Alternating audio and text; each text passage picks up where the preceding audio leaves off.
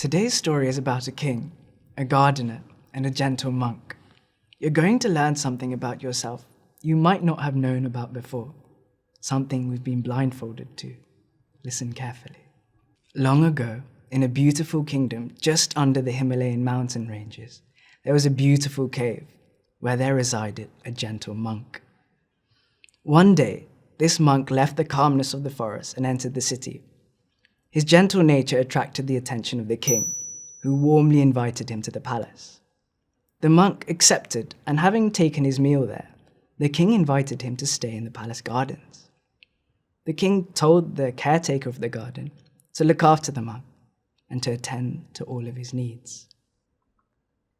They resided happily and peacefully in the royal park, and the caretaker too cared for him.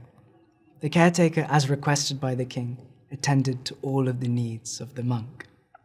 One day, the monk announced to the caretaker that he would be going back to the forest for a few days. The caretaker bowed in reverence, and the monk went on his way. A few days later, the monk returned, but since the sun had already set, the caretaker had gone home. The monk had made his way into the park and sat down in meditation. That night, the caretaker had some unexpected guests to his home. There was no meat for the meal, so he hurried in the dark to the park. In the darkness, he mistook the monk for an animal. He fired an arrow which pierced through the monk. The caretaker realized what had happened and begged the monk to forgive him.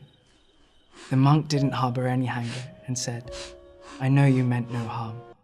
Please pull out the arrow for me." The caretaker gently pulled out the arrow, and with that, the monk breathed his final breath. The caretaker was terrified that the king would not forgive him and fled with his family to a far city. The king arranged a funeral, and the entire palace court paid their respects to the monk. 1 year later, the caretaker, who was now living in a different city with his family, wondered how the king had felt about him. He disguised himself and entered his old city and met one of the king's ministers to find out how the king was feeling. The minister carefully mentioned the caretaker's name to the king, but the king ignored him. The minister went home and told the caretaker, "The king is still not happy with you," and the caretaker went home. Another year went by. The caretaker tried again, but the answer was still the same. In the 3rd year, the caretaker tried once more, but this time, the king said that he would like to meet the caretaker. The minister brought the caretaker to the palace, and the king invited him in and exchanged friendly greetings with him. He asked, "My friend, why did you kill the monk?" "Sire, I did not mean to kill him," and he explained what had happened. The king, having heard the story, told him not to worry and told him to come back to the city with his family. He returned, and he was reinstated as the gardener of the royal king's park. But the minister was confused.